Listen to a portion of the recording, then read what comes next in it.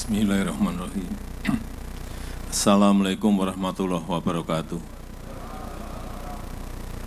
Selamat siang, salam sejahtera bagi kita semua. Om Swastiastu, Namo Buddhaya, salam kebajikan.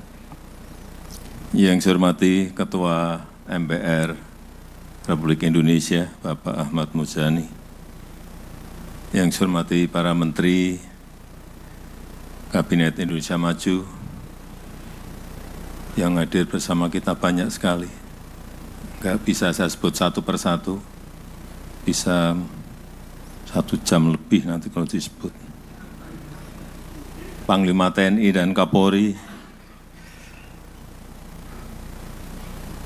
Gubernur Kalimantan Timur, yang saya hormati CEO Kompas Gramedia, Bapak Lili Utama, beserta Pemret Kompas, Bapak Suta, yang saya hormati Direktur Utama PLN Bapak Darmawan Prasojo, beserta para emiten Kompas 100 dan CEO, Bapak Ibu hadirin dan undangan yang berbahagia yang tidak bisa saya sebut satu persatu. Saya ingat 1 tahun yang lalu kita juga sudah ke sini dalam acara CEO Forum Kompas yang diadakan di tahun 2023, tapi kita selenggarakan di tengah hutan eukaliptus. Dan sekarang kita berada di sini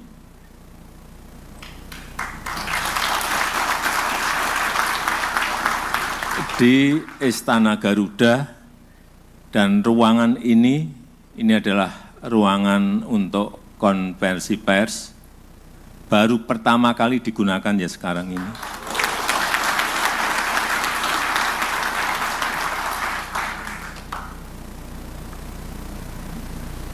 Kalau dulu panas, sekarang agak adem. Dulu banyak yang bertanya, apa iya bisa berjalan Ibu Kota Nusantara ini, IKN ini? Apa iya bisa terbangun? Sekarang kita sudah berada di Istana Garuda, dan tadi ternyata sudah foto-foto bersama di Istana Negara di depan. Acaranya harusnya fotonya di Istana Negara dengan saya, dan ke sini bersama-sama, tapi karena saya ditinggal ya berarti nggak foto dengan saya. Tapi nggak apa-apa, nanti kita foto di sini. Ada tempat yang bagus yang juga tidak semua orang bisa masuk dan bisa berfoto. Nanti kuncinya saya buka, kita foto di sana.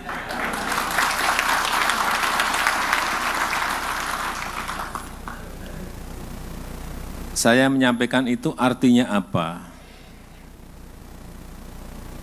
Artinya biar nanti waktu yang berbicara. Karena membangun sebuah ibu kota seperti Nusantara ini butuh waktu, butuh proses. Tidak hanya setahun, 2 tahun, 3 tahun. Ini bisa 10 tahun, bisa 15 tahun, bisa juga 20 tahun untuk menjadi sebuah ekosistem besar, ibu kota besar, negara besar Indonesia. Kalau banyak yang menyampaikan setelah 17 Agustus pindah, kantornya belum siap.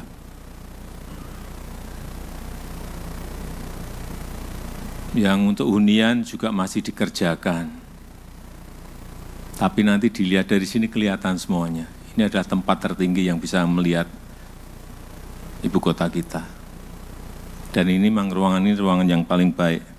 Bapak, Ibu nengok ke belakang kelihatan semuanya.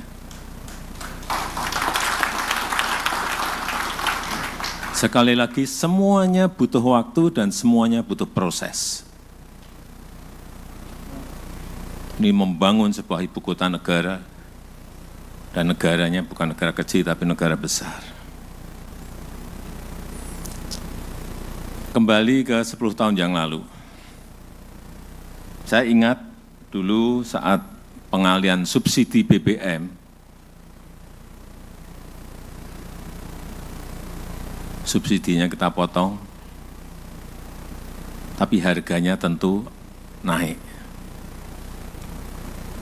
Saat itu saya ingat approval rating saya 72, karena menaikkan BBM jatuh melorot menjadi 43%. Tapi sudah saya hitung, yaitu sebuah resiko yang memang harus saya ambil, memutuskan sesuatu yang memang kita rencanakan, kita ukur, dan berani atau tidak, saya putuskan berani. Jatuh 72, jatuh ke 43. Tapi dari situlah kita memiliki ruang fiskal yang lebih besar.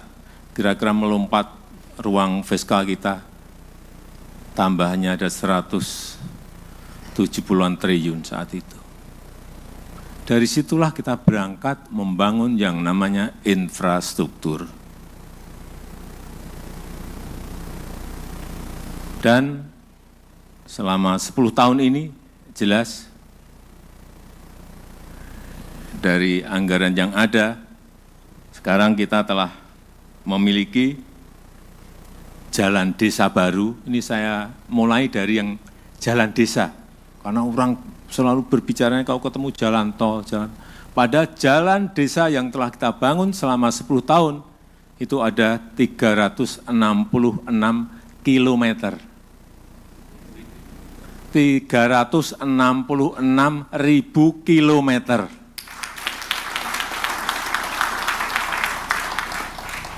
Banyak yang bertanya pada saya, nggak percaya, masa Pak segitu panjangnya?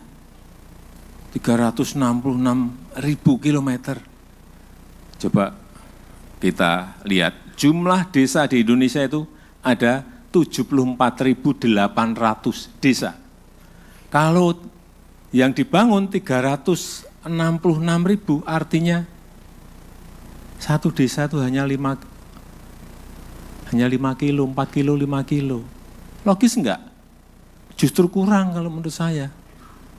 Harusnya tidak segitu harusnya. Harusnya bisa 2 kali atau 3 kali dari yang ada sekarang. Itu adalah jalan-jalan produksi yang sangat penting bagi petani. Jalan-jalan produksi yang sangat penting bagi para pekebun yang kita miliki.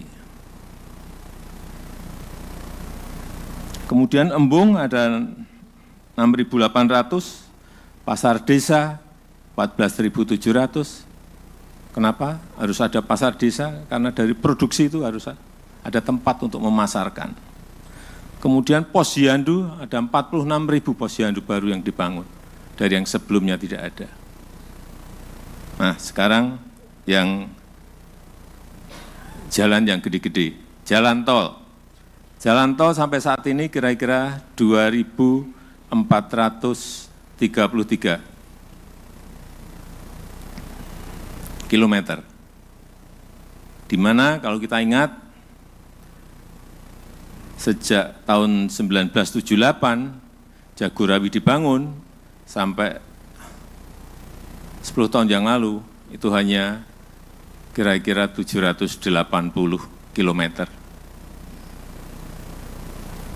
Selama 40 tahun lebih hanya 780 kilometer.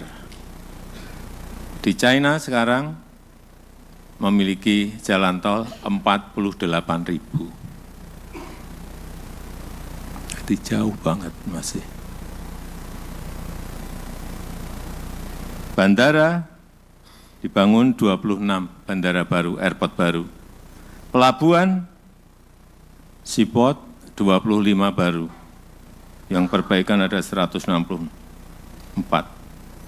Kemudian transportasi massal karena keruwetan di Jakarta dan Jabodetabek dan mungkin Bandung, kita juga telah memulai bangun MRT yang sudah berjalan meskipun baru dari utara dari Lebak Bulus ke HI, kemudian dalam proses dari HI ke kota dan nanti selanjutnya sampai ke Ancol. belum yang east-west-nya. LRT juga sudah kita bangun meskipun juga baru dari tengah kota Jakarta menuju Cibubur dan Bekasi. Yang lain-lain sayapnya masih dalam proses nanti akan dibangun. Kereta cepat juga sudah dibangun dari Jakarta ke Bandung. Hanya 148 km. Itu pun ramenya bertahun-tahun.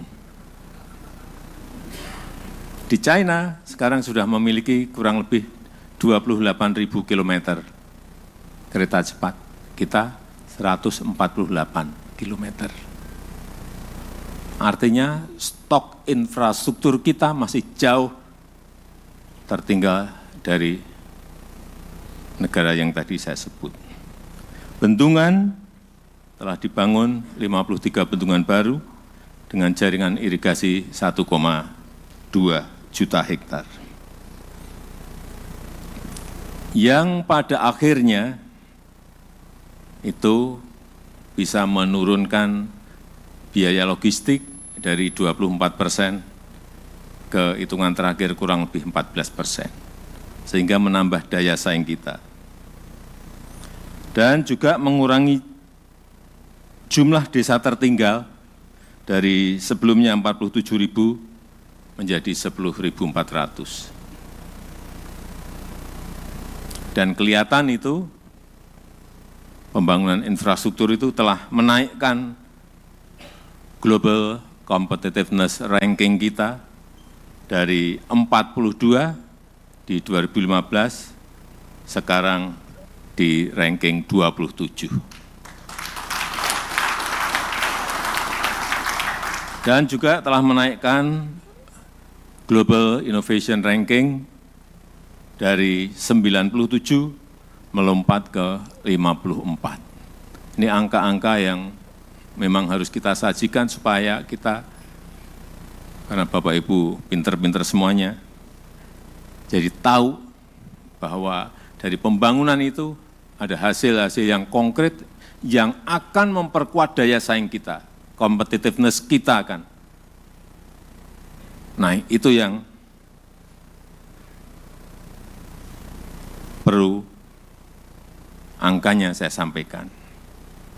Dan memang sudah saatnya bangsa kita sekarang ini berkonsolidasi. Bangsa ini harus berkonsolidasi. Negara ini harus berkonsolidasi. Semua harus kompak. Seperti tadi sampaikan Pak Lili, semua harus bersatu.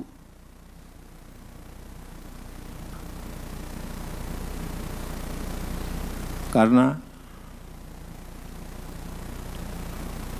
dunia sekarang ini hampir semua negara mengalami, dan dunia juga mengalami, tidak jelas semuanya, tidak pasti semuanya. Growth diperkirakan mungkin tahun depan di angka 2,7, 2,8. Dan kita patut bersyukur rata-rata berada di atas 5% pertumbuhan ekonomi kita. Ini hal-hal seperti inilah yang patut kita syukuri. Kita sering lupa bersyukur, dan kita sering tidak membandingkan negara lain seperti apa dan negara kita seperti apa. Dan sekarang ini yang harus memang terus dipompakan adalah pemikiran-pemikiran positif, pemikiran-pemikiran yang optimis. Tapi sayangnya, sekarang ini yang laku yang pesimis-pesimis, yang pesimisme, yang negativisme itu yang laku. Kalau Bapak pidato di depan atau menyampaikan presentasi, kalau mau tepuk tangannya banyak, sampaikan yang hal-hal yang pesimis. Pasti tepuk tangannya keras banget. Atau sampaikan yang negatif-negatif, pasti tepuk tangannya juga keras sekali. Tapi begitu menyampaikan hal-hal yang optimis, menyampaikan angka-angka yang positif, justru Bapak akan banyak, wah ini Enggak jadi.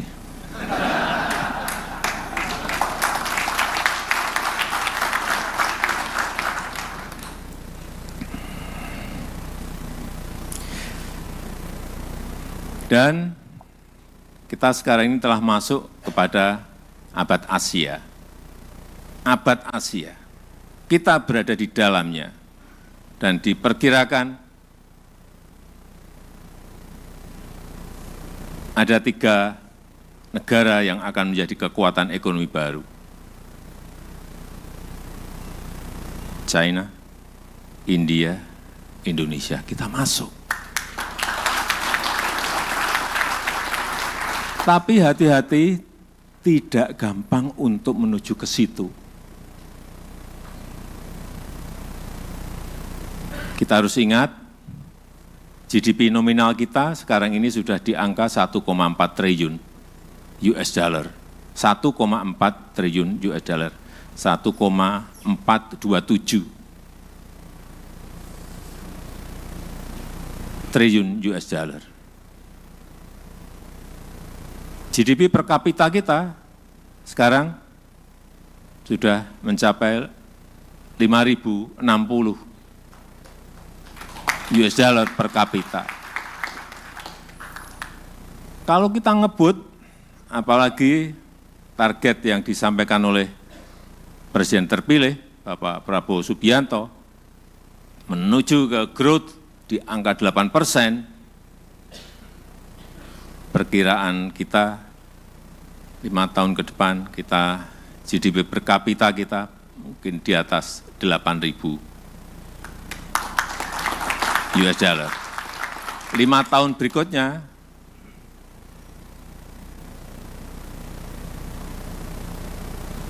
berada di angka kurang lebih 11.000, 12.000. Berikutnya lagi, 10 tahun yang berikutnya lagi, mungkin kita bisa melompat perkiraan lembaga-lembaga internasional bisa di atas 23.000. Itu artinya di tahun 2045. Tapi sekali lagi menuju ke sana juga tidak gampang. Butuh keberanian memutuskan, tetapi juga butuh hitung-hitungan yang detail dan komplit dengan angka-angka yang jelas sehingga memutuskannya betul. Dan saya meyakini Bapak Jenderal Purnawirawan Prabowo Subianto mampu membawa kita semuanya untuk menuju ke angka-angka yang tadi saya sampaikan. Nanti ditunggu saja. Hari Senin seminggu lagi, menteri-menterinya akan dilantik. Kalau mau tahu menterinya siapa-siapa, tanya ke Pak Ahmad Muzani. Jangan tanya ke saya yang berkaitan dengan itu. Karena orang akan langsung negativisme tadi. Saya ikut intervensi, enggak. Saya pun juga tidak mau diintervensi untuk urusan hak prerogatif. Jadi sama, saya juga tidak ingin ikut-ikutan. Tapi kalau ditanya, ya saya jawab. Kalau ditanya, kalau enggak ditanya, saya enggak akan jawab. Pak, gimana ini? Menurut Bapak, Pak Andri Rosadi. Nah, saya jawab. Kalau enggak. Meskipun kemarin kita makan malam 2,5 jam. Enggak, kalau enggak ditanya, saya enggak akan. Karena saya sama, saya juga tidak mau hak prerogatif saya diintervensi siapapun.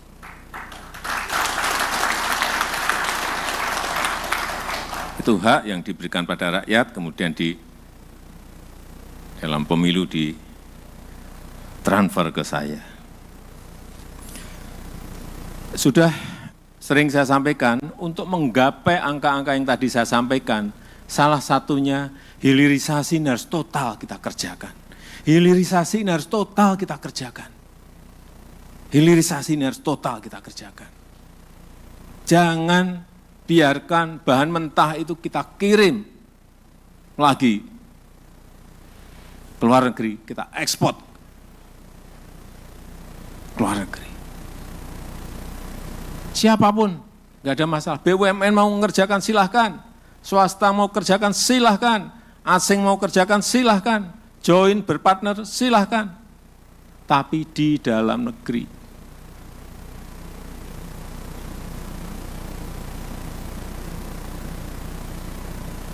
Bukan kita kirim dalam bentuk konsentrat keluar. Kesempatan kerja kita nggak dapat, nilai tambah kita juga nggak dapat. Maaf, Pak Tony Wenas, Freeport itu sekarang sudah memiliki smelter dengan kapasitas 3 juta ton konsentrat tembaga di Gresik. Betul, Pak. Pertanyaan saya, selama 50 tahun lebih konsentrat itu dibawa kemana? Tapi bukan Pak Tony. 3 juta ton konsentrat tembaga yang di dalamnya juga ada emasnya.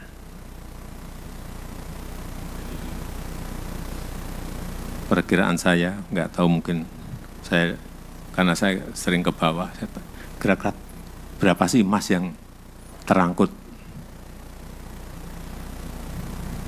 Kira-kira 40 sampai 50 ton per tahun. Jangan tepuk tangan. Kalikan saja 50 kali 50. 50 tahun, 50 ton kali 50. Rupiahkan saja ibu-ibu 1 gram berapa itu? 2.500 ton. Karena nggak ada smelter. Kita nggak bisa tahu. Tapi sekarang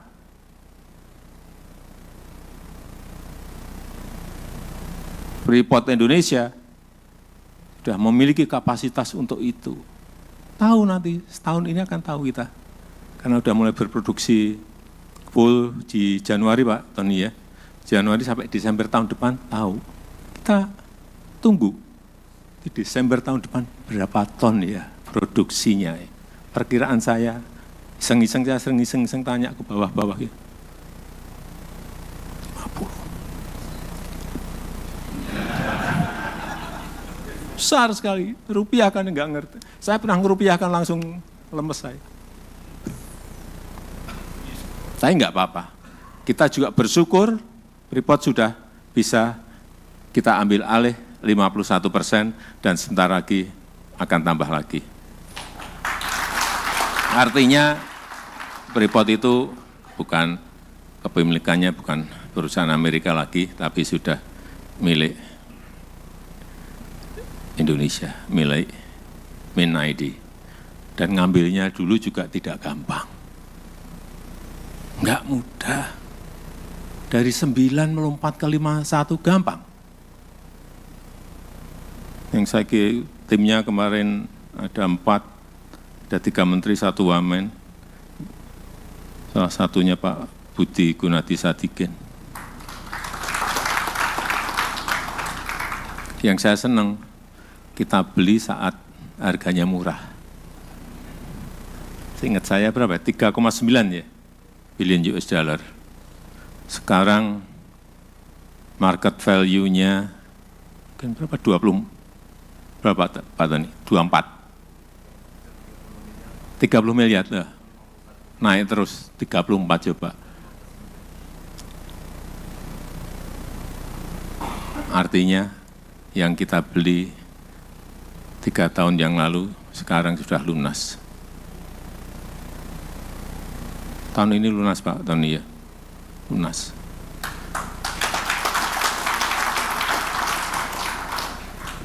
Dan belinya nggak pakai duit kita. Itu yang pinter banget kita itu sebetulnya. Tapi kenapa nggak dilakukan 50 tahun yang lalu?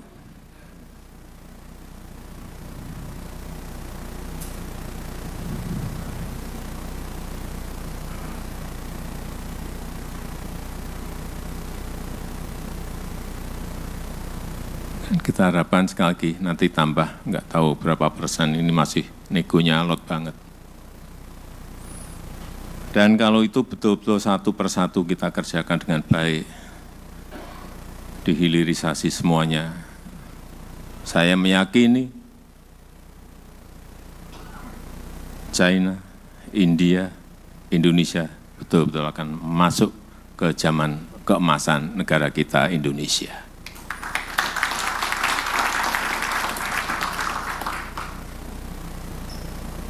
Ya contoh kayak sering saya sampaikan nikel sebelum hilirisasi itu 2,9 billion US dollar per tahun ekspor kita mentahan. Raw material. Begitu stop, terakhir 2023 34,4 billion US dollar. Berapa kali lompatnya? Berapa ratus ribu lapangan pekerjaan yang bisa dibuka dari situ. Itu baru satu. Tembaga nanti nggak tahu berapa ratus ribu lagi.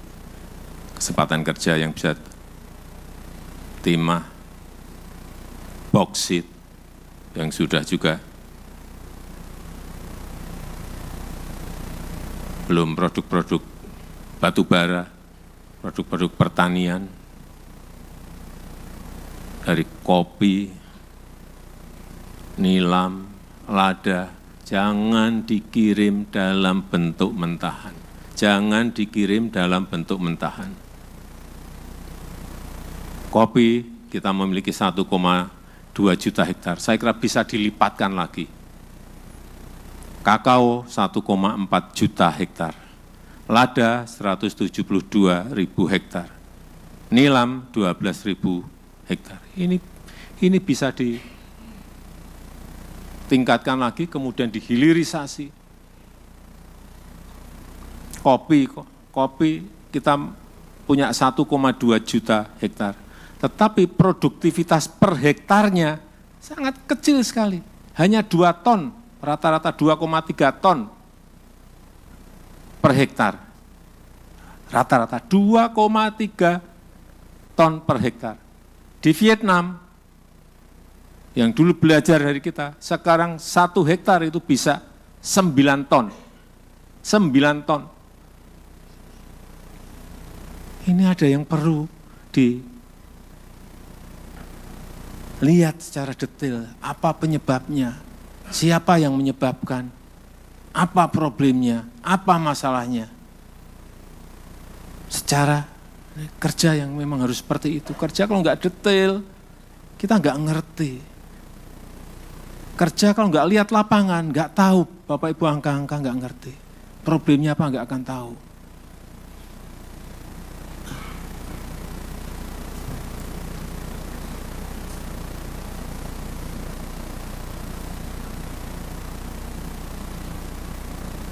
Yang terakhir, kita sebagai sebuah negara itu perlu yang namanya country image. Sama seperti perusahaan, perlu membangun sebuah brand value yang baik. Sama. Bapak Ibu saya kira familiar dengan yang namanya book value dan market value. perusahaan pasti selalu berhubungan dengan ini.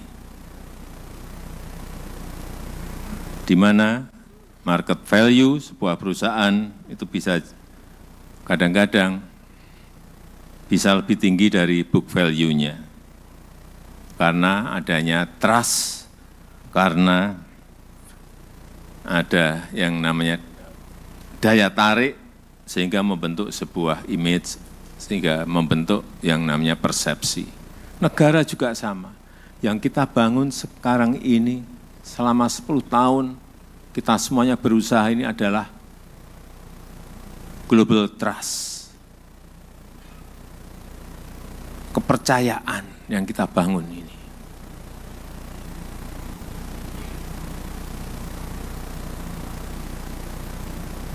Sehingga muncul sebuah persepsi yang baik terhadap negara kita Indonesia. Ya, kita berikan contoh misalnya kayak Swiss yang membangun image-nya sebagai sebuah negara netral, dan dampaknya kita tahu. Swiss dianggap sebagai safe haven, baik oleh investor yang menyimpan dana maupun lembaga-lembaga internasional yang semuanya berbondong-bondong berkantor pusat di Swiss. Juga kalau kita melihat sebuah produk, kalau ada tulisannya made in Japan atau made in Germany, yang ada di pikiran kita adalah barangnya awet, barangnya tahan lama, barangnya bagus, mahal.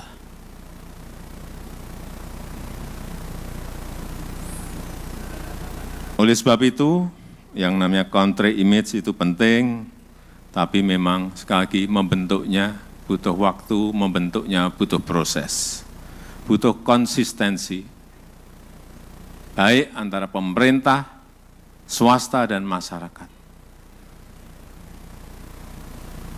Dan saya melihat Bapak Ibu yang ada di sini adalah perusahaan-perusahaan yang memiliki kompetensi, adalah perusahaan-perusahaan yang hebat, yang juga kita berharap bisa membawa image yang baik terhadap negara kita Indonesia. Kita membangun bersama-sama agar country image kita baik, sehingga muncul sebuah trust kepada negara kita. Kalau sudah trust itu muncul, akhirnya akan berbondong-bondong orang ingin berinvestasi di Indonesia, orang ingin membangun kantornya di Indonesia, dan itu sudah mulai kelihatan. Misalnya seperti kantor sepak bola, kantornya FIFA bangun di Jakarta, kenapa enggak di negara lain? Kantornya basket, FIBA juga bangun. Ini kepercayaan, ini trust. Kalau enggak memiliki itu, sulit kita memiliki sebuah kepercayaan trust dari global. Saya rasa itu yang ingin saya sampaikan. Marilah kita bersama-sama bekerja keras membangun negara ini, dan kita mendukung penuh pemerintahan baru di bawah kepemimpinan Bapak Jenderal TNI Purnawirawan Prabowo Subianto yang akan dilantik nanti tanggal 20 Oktober yang akan datang. Saya rasa itu yang ingin saya sampaikan. Terima kasih. Saya tutup. Wassalamualaikum warahmatullahi wabarakatuh. Om Santi Santi Santi Om, Namo Buddhaya, salam kebajikan.